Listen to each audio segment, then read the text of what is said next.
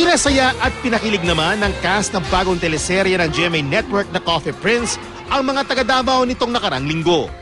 Ang mga residente ng Barangay 37-D, aliw na aliw sa mga performance ng Kapuso Stars na sina Aljura Brenica at Chris Bernal. Ang ilan sa kanila, nakipagpaligsahan pa at humataw sa dance floor.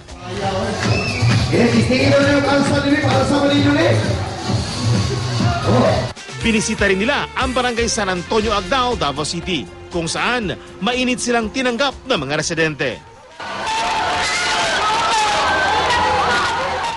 Ang Kapuso Stars, tuwang-tuwa naman sa suporta ng mga Davaoenyo. Nagkwento pa sila tungkol sa mga karanasan nila sa teleserye. Ang dami ko natutunan kasi nag-training kasi ako kumbaga, like, pag-aaral ko ng pagiging lalaki, nag-workshop ako. Nag-acting workshop ako ng 3 araw para pag-aralan yung boses, yung galaw, yung tayo, lakad, lahat kasi talaga.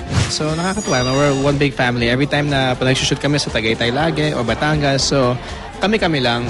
Sa lahat po ng mga kapuso namin Davaoenyo, iniimbitahan ko po kayo lahat. Siyempre, una, salamat po sa mga nakapanood na po ng Coffee Prince, sa mga sumusubaybay